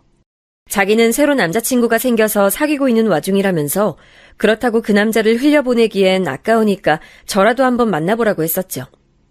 사람 인연이란 이렇게 스치고 꼬이고 엇나가고 그러는 것인가 봅니다. 어쨌든 그 인연 저한테 왔었지요. 연애 끝에 제 남편이 되기도 했었고요. 3살 연상의 남편이 초반부터 전 마음에 들었어요. 왜냐하면 제가 양친이 다 안 계신다고 말을 했을 때 남편이 되게 덤덤한 반응을 보였었거든요. 불쌍하단 시선도 아니었고 당황한 기색도 아니었어요. 그냥 표정이 충분히 그럴 수도 있다고 말하는 느낌이었네요. 절 있는 그대로 바라봐주는 느낌이라서 좋았어요. 남편도 거의 처음부터 저를 마음에 들어했죠. 제가 절약하고 사는 게 워낙 습관이라 물건 하나를 사도 값을 다 비교하면서 사고 채소는 마트에서 절대 안 사고 첨가물 가게에서 저렴하게 구입하고 이렇게 살았는데 남편은 그런 저를 흥미롭게 여겼던 거라고 하더군요. 저를 알면 알수록 신기하다고 했었어요. 전 다이소 애용자예요. 똑같은 용량의 과자도 대형마트에서 1,300원 하는데 다이소에선 1,000원 하거든요. 다이소는 500원 단위로 값이 떨어지기 때문에 300원으로 가격이 안 끝나요. 1,500원을 받을 순 없으니까 1,000원 받는 거랄까요? 저는 이 사실을 알아서 다이소를 애용해봤는데요. 남편은 제 덕분에 새로운 사실들을 알게 됐다며 재밌어했고 저랑 결혼하면 알뜰살뜰하게 살 것 같다 그랬어요. 사치와 낭비가 심한 명품 좋아하는 여자들하고 넌 다른 것 같아. 사은품으로 받은 에코백을 활용하고 다니는 널 보면서 많은 걸 느꼈고 내 스스로를 돌아보기도 했어. 너랑 결혼한 남자는 행운을 잡는 거야. 이왕이면 나는 내가 그 행운을 잡았으면 좋겠는데. 남편이 처음 결혼 이야기를 꺼냈을 때 저희는 다이소 매장 앞에 횡단보도에서 초록불을 기다리고 있던 와중이었죠. 전 거창하게 살아온 적이 없었기 때문에 그런 순간들이 구질구질하다고 생각조차 안 해봤어요. 그냥 그 진심이 느껴져서 좋았을 뿐이었죠. 시간이 더 지나서 전 남편하고 결혼하게 됐어요. 네 집에서 신혼생활 생각하고 대출빚 남은 건 내가 갚는 걸로 하자. 그리고 네 집 나랑 공동명의로 돌리는 거야. 괜찮은 생각이지? 남편이 너무 아무렇지도 않게 말을 꺼내서 하마터면 홀라당 넘어갈 뻔했는데 고모들이 기를 쓰고 반대해서 공동명의로 안 했었어요. 고모들께서는 대출 빚을 싹 다 갚고 나서 공동명의를 하든지 말든지 하라고 처음부터 공동명의를 하고 결혼하는 건 절대 안 된다고 못을 박으셨습니다. 제 집은 고모들께서 도와주신 덕에 마련할 수 있었던 것이기 때문에 전 고모들의 의견을 따르기로 했었고요. 시아버지께서는 제가 고아라는 것에 난감해 하셨어요. 조모의 품에서 자라오고 일찍이 사회생활 시작해서 돈 벌어온 게 기특하고 짠하기도 하지. 근데 왜 하필 결혼 상대로 점 찍은 게 우리 아들인가 싶기도 하고 심경이 복잡하구나. 아주 솔직하게 말씀을 해주셨었네요. 저라는 사람 자체로 보자면 열심히 살아온 대견한 존재지만 막상 당신의 아들 짝인 며느리로 들이자니 속이 상하신 거였죠. 남편한테는 형이 있었어요. 둘이 나이 차이가 좀 나는 편이었죠. 6살 차이니까요. 아주버님께서는 결혼하신 상태였고요. 애가 둘이었답니다. 또한 대릴사위라고 볼 수 있는 분이셨어요. 왜냐하면 형님 집이 좀 사는 편이라고 그랬거든요. 재산도 있는 데다가 교육자 집안이라서 특유의 가풍이 있다나 뭐라나 하던데요. 남편이 한번 저한테 귀띔을 해준 바로는 형님네 집안에서 시어머니를 별로 안 좋아한다고 하였습니다. 지금은 그게 너무나 잘 이해가 가는데요. 당시엔 그 소리를 듣고 나서 시어머니가 너무 가여웠어요. 그리고 저는 엄마로부터 버림받았던 사람이기 때문에 괜히 시어머니가 애틋하게 느껴졌던 것도 있었죠. 이렇게 됐으니 어쩔 수 없지. 그래, 둘의 결혼을 허락하마. 내가 앞으로 널 내 딸이라고 생각하면서 살 거야. 난 아들 녀석만 둘이라서 늘 딸을 가지고 싶었는데 생각해보니 아주 잘 됐네. 시어머니께서 그렇게 말씀해 주셨을 때 제가 얼마나 감동받았었는지 몰라요. 친할머니로부터 많은 사랑을 받았고 고모들이란 든든한 방패도 있었지만 제게 늘 엄마라는 존재의 결핍이 자리하고 있었어요. 아빠는 일찍이 돌아가신 분이라서 어쩔 수 없다고 쳐도 엄마는 저를 직접 저버리셨던 분이었기에 가슴에 은근한 서름이 계속 박혀 있었거든요. 그러니 제가 시어머니께 금방 마음을 열었던 것 같네요. 결혼식 비용부터 각종 혼수 등등 시댁에서 준비하고 부담을 했고 저희 집의 대출빚도 앞으로 남편이 갚는 걸로 했어요. 그 대신 결혼 생활을 제 집에서 시작했죠. 저는 친할머니께서 강력히 주장하시는 바람에 얼떨결에 마련했던 그 집 하나로 결혼을 할 수 있었던 셈이었네요. 시어머니께는 뭉쳐다니는 모임이 있는데요. 시어머니 포함 4명이 정예 멤버고 가끔 참여하는 2명까지 추가하면 총 인원은 6명입니다. 정예 멤버 중에서 시어머니 포함 3명은 서로가 어렸을 때부터 알아온 고향 친구들이에요. 나머지 정예 멤버 1명은 3명 중 1명의 육촌 관계고요. 서로가 고향 친구들인데다가 친척이기까지 그러니 끈끈했던 것이죠. 제가 시어머니의 인간관계를 어떻게 알게 됐냐고요? 시어머니께서 하도 그분들과 자주 어울려 다니시는 것도 모자라서 결혼한 지 1달 만에 저를 그분들에게 눈도장 찍게 만드셨기 때문이에요. 시댁이 오래된 빌라인데 분위기가 좀 삭막했습니다.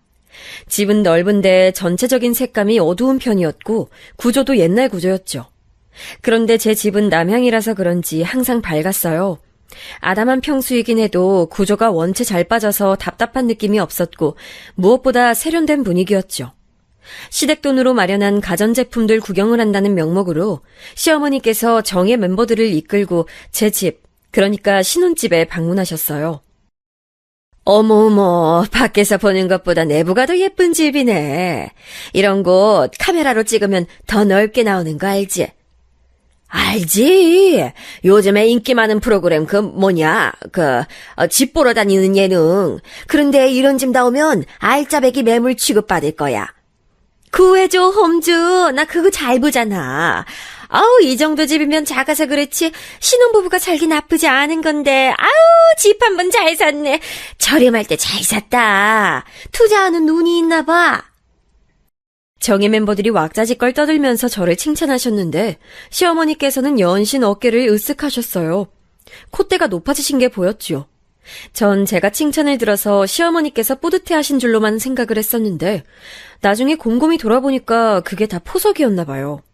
저를 다들 인정하게 만들고 저를 대단한 며느리로 만든 후 그 위에 시어머니께서 군림하는 그림을 그리고자 하셨던 것이죠. 시어머니의 허세에 황당한 과시욕은 금세 나타났습니다. 울똑쟁이 며느리가 날 얼마나 우러러보는 줄 다들 알기나 해? 올 며느리는 내 발도 닦아준다? 우리 집은 그래서 정기적으로 세족식이 열린다니까? 시어머니의 말씀을 들으면서 전 속으로 세족식이 뭐지 했다가 발 닦는 의식이라는 걸 알았네요. 시어머니께서는 제가 자발적으로 대화를 갖고 와서 당신의 발을 닦여드리는 며느리라고 정예 멤버들에게 말씀하셨어요. 전 그런 적이 없었거든요. 그런데 반박할 새도 없이 정예 멤버들이 저를 초롱초롱한 눈으로 바라보면서 하나같이 세상에 어디서 이런 며느리를 구했대? 복 받았네, 복을 받았어. 똑 부러지는 며느리가 그렇게나 충성을 다한다니, 어우, 자기 다시 봤다. 자기 상당히 위험 있는 시어머니였구나. 그러게나 말이야. 맏며느린 부자인 대신에 싸가지가 더럽게 없더만 이번엔 참한 며느리로 새로 잘 들였네. 칭찬의 말씀을 해주시니까 저도 모르게 그냥 헤헤 웃고 말았어요. 형님과 비교해서 제가 우위라는 생각이 들어버렸고 그때는 그게 마냥 좋았던 거예요. 왜 그랬을까 모르겠네요. 제가 순하게 웃고만 있는 것에 자신감을 얻으셨는지 시어머니께서는 세족식은 물론이고 어깨 마사지를 자발적으로 제가 해드리고 있다면서 그런 거짓을 추가로 늘어놓으셨어요. 정예 멤버들은 다들 부럽다는 눈길로 시어머니를 쳐다봤고요. 전 시어머니의 눈치를 살펴가면서 더욱 급신거리고 예의 바른 며느리처럼 굴었고 그럴수록 시어머니의 입가에 걸린 미소가 진해졌죠. 정예 멤버들의 선망 어린 시선 또한 깊어졌고요. 네, 맞아요. 저는 첫 단추를 잘못 꿰던 거예요. 그 후로 시어머니께서는 점차 제 위에 군림해 가셨는데 그 강도가 서서히 높아지고 제 일상에 조금씩 스며들어서 저도 모르는 사이에 이미 저는 시어머니께서 행하시는 것들에 잠식되어 있었답니다. 정신을 차리고 보니까 몇 달 뒤에 저는 부랴부랴 퇴근하자마자 남편 저녁 밥상 차려놓고 그걸 카톡으로 사진 찍어서 시어머니께 보고드리는 일상을 보내고 있었더군요.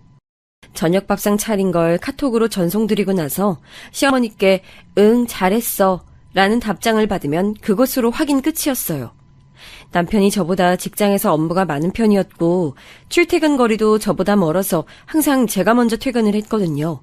그래서 저는 제가 저녁 밥상을 매일 차리는 게 당연하다고 생각을 했었던 것 같아요. 따지고 보면 저도 매일 출근하는 직장인이어서 당연히 퇴근 후에는 쉬고 싶은 마음이 컸는데 간단히 먹을 상을 차리는 것도 아니고 시어머니께 매일 보고를 드려야 하다 보니까 부담이 돼서 허투루 메뉴를 준비할 수도 없었네요. 어느 날은 제가 깜빡하고 실수로 다른 사진을 전송한 적이 있었는데요. 시어머니께서 불같이 화를 내셨죠. 너 이거 지난주 밥상 사진 아니니? 오늘 밥 안 차렸어? 내 아들 지금 퇴근해서 집에 거의 다 도착했을 시간인데 아직도 저녁 준비가 덜 된 거야? 지난 사진 쓰면 내가 모를 줄 알았니? 나를 감히 우습게 알고 놀려먹어? 네가? 아니에요. 오늘 거 찍었는데 전송할 때 다른 사진을 눌러버렸어요. 지금 바로 오늘 밥상 사진 보내드리겠습니다. 죄송해요. 제가 바로 해명을 드리고 사진 전송까지 마쳤지만 시어머니께서는 저를 쉽게 못 믿으셨고요. 굳이 남편한테 전화하셔서 오늘 메뉴 뭐냐고 물어보시고 검사를 하셨어요. 정말 숨막히는 날들이었네요. 어떻게 그렇게 살았었나 모르겠어요. 심지어 시어머니께서는 민감한 영역까지 건드리시며 간섭을 하셨죠. 부부관계까지 물어보셨고요. 저한테 남편 만나기 전에 연애는 몇 번 해봤냐고 물어보시길래 솔직하게 연애 경험 2번이라고 말씀드렸더니 저한테 뭐라고 하셨던 줄 아세요?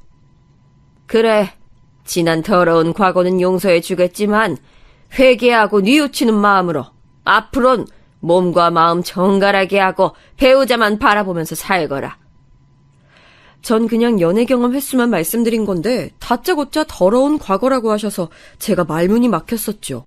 그리고 당신께서 시댁 서열 1위니까 저보고 알아서 납작 엎드리고 잘 살면 앞으로의 인생이 편할 거라고도 하셨어요. 시어머니의 간섭은 노골적이고 불쾌했으며 절 자꾸 부려먹으려고 드셨지만 희한하게도 말씀은 엄하게 하시면서 꼭 마지막에는 제 머리를 쓰다듬으시면서 아이고 착하다 이렇게 끝을 맺으시니까 제가 헷갈렸던 것 같아요. 시어머니께서 저에게 행동하시는 모든 것들이 애정에 기반한 것들이라고 자꾸만 믿고 싶어졌던 거예요. 저한테 막말하시는 것도 진짜 가족이라서 그러시는 줄로 생각이 됐고요. 만약에 날 편하게 생각 안 하셨으면 못 그러셨을 텐데 이런 식으로 생각했었네요.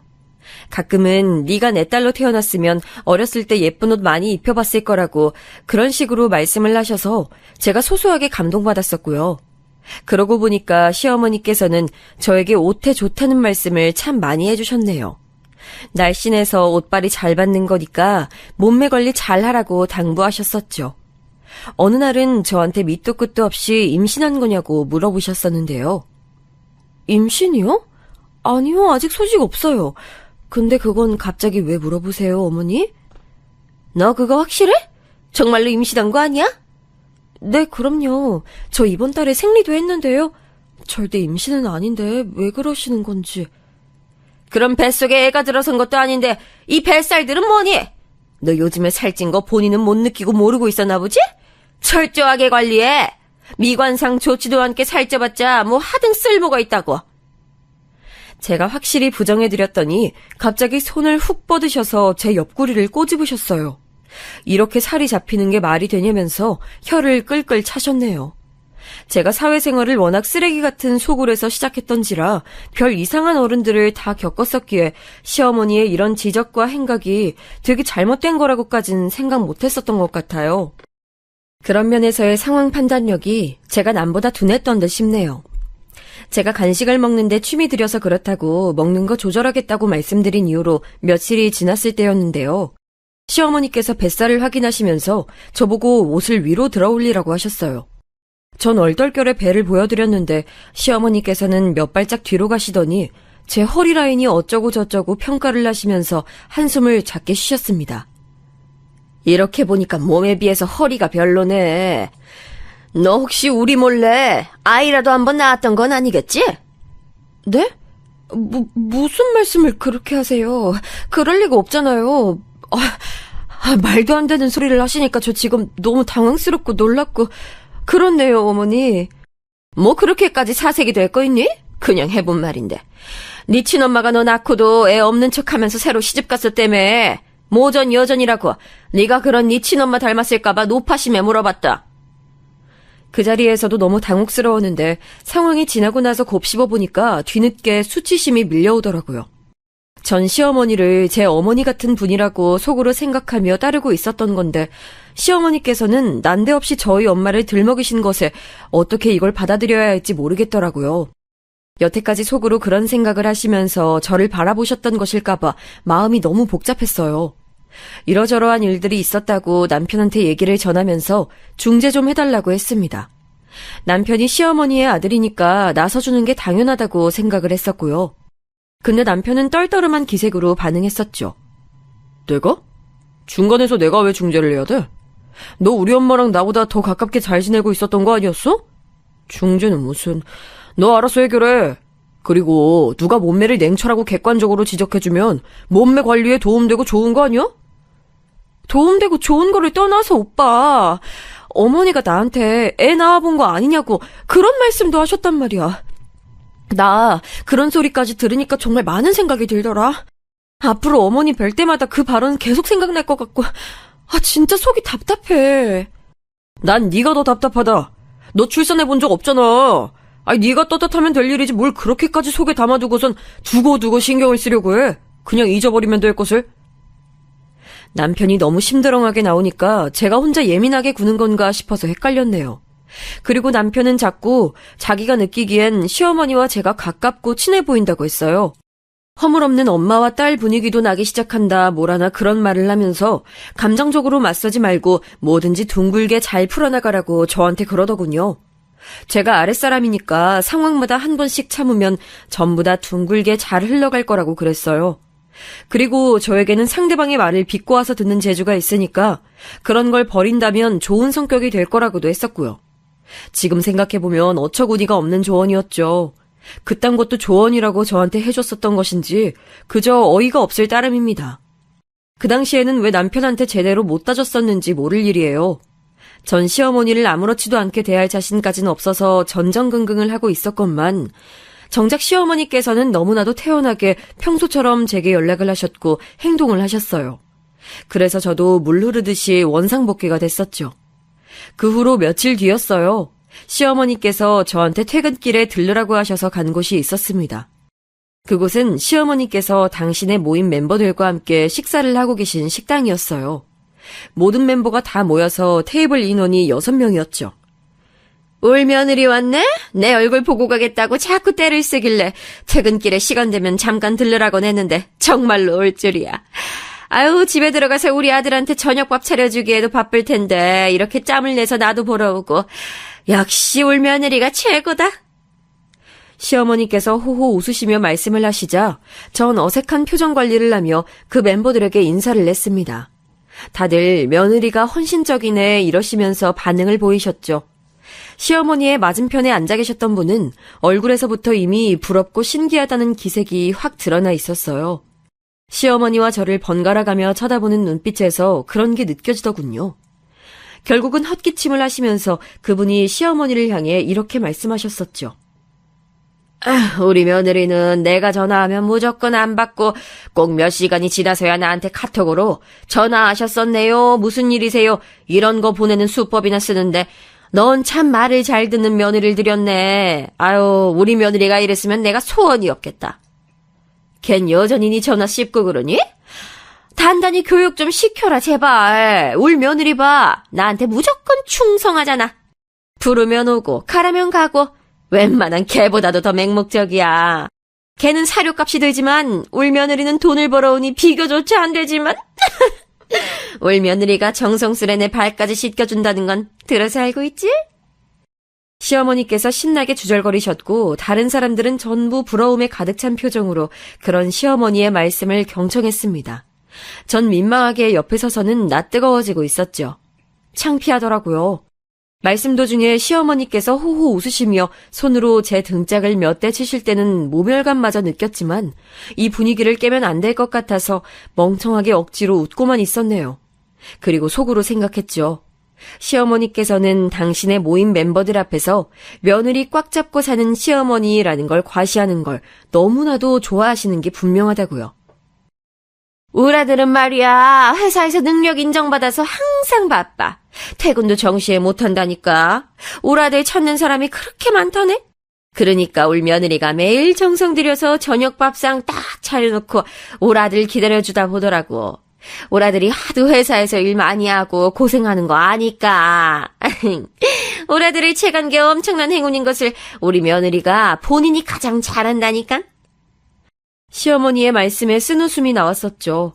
결혼 전에는 그 행운이라는 말, 남편이 저를 향해서 썼던 표현이었거든요. 근데 이제는 입장이 반대가 돼서 시어머니께서 저의 급을 낮추는데 행운이라는 말이 사용되고 있다니 정말 기분이 묘했네요. 애써 참아 누르면서 자리를 떴던 그날이 지나고 전 시어머니께 말씀을 드렸어요. 다른 사람들 있는 데서 자꾸 멋대로 만들어내신 제 이미지로 거짓말하시고 저를 깎아내리시는 것 같아서 마음이 좋지 않다고 말이죠. 전 과연 시어머니께서 어떻게 나오실까 걱정을 했었는데 의외로 인정을 하시더라고요. 너도 눈치챘겠지만 내가 친구들 앞에서 자꾸만 자랑하려고 드는 버릇이 있어. 안 그러면 그 친구들이 날 죄다 무시하는 걸 어떡하니? 내가 널 얕잡아보고 그러는 게 아니라 그냥 친구들 앞에서 기 안 죽고 싶어서 그러는 것뿐이니까 마음 착한 네가 이해해주렴.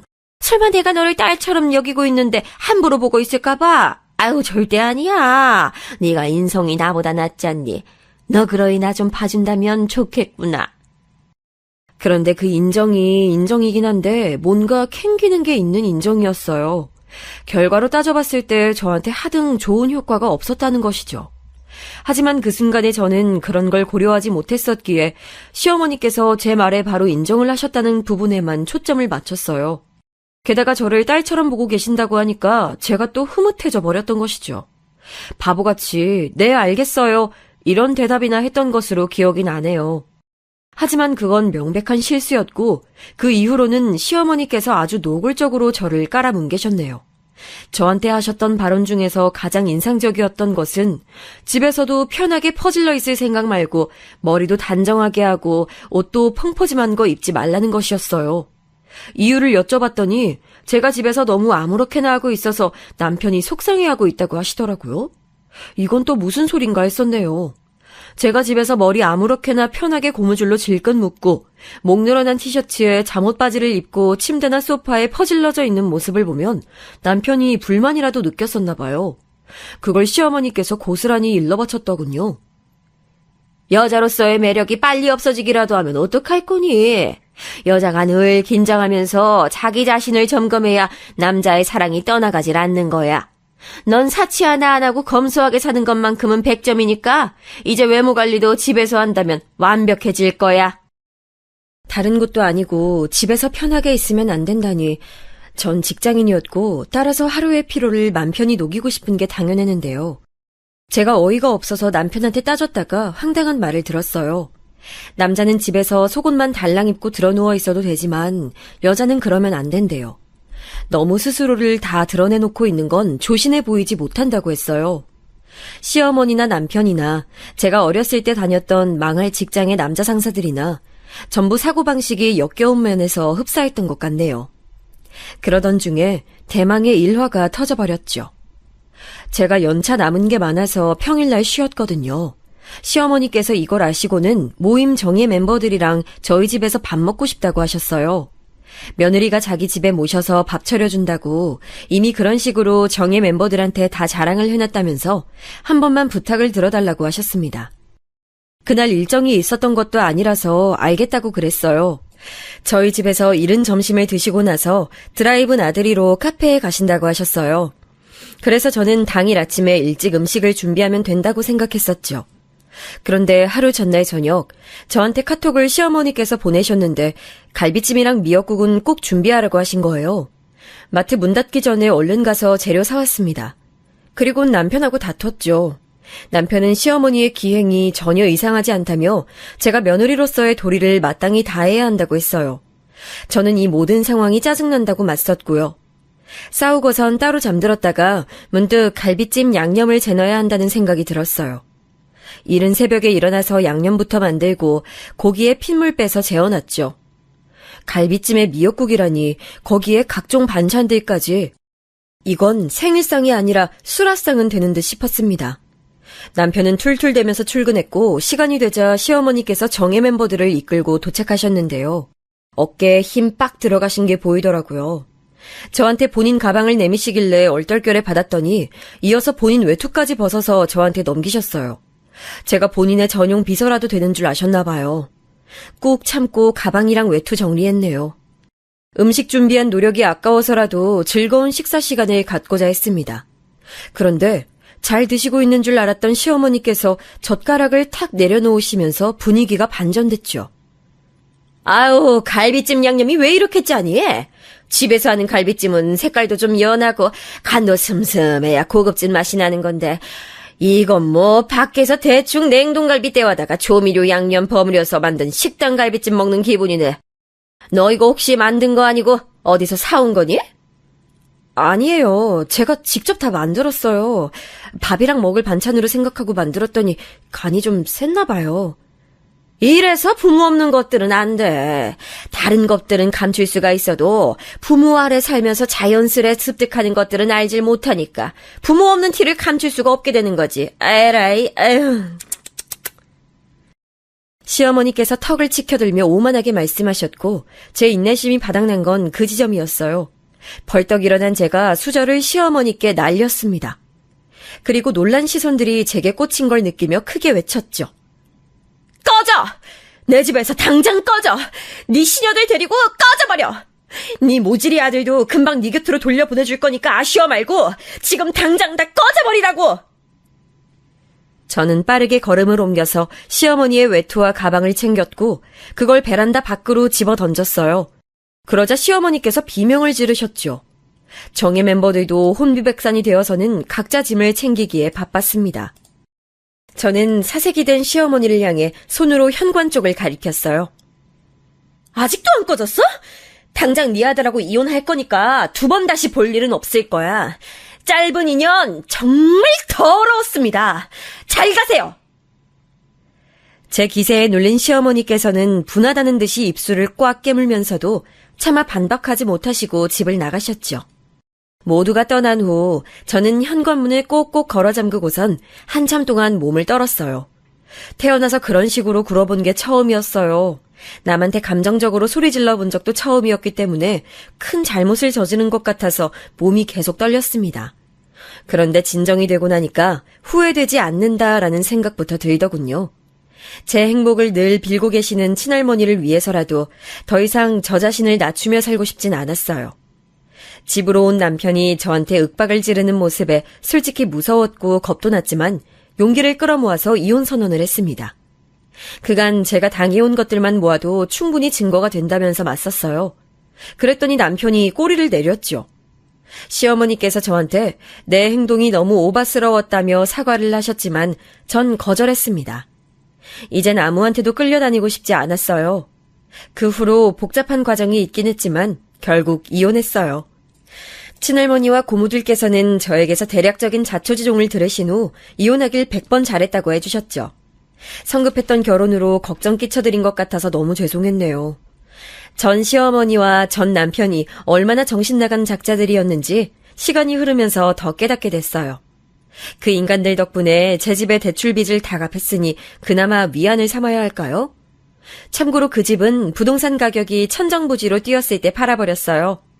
안 좋은 결혼 생활의 흔적이 남아있는 곳 파는 게 낫다고 고모들이 그러셨거든요. 다른 위치에 집을 샀는데 너무 잘한 선택이란 생각을 하며 살고 있답니다.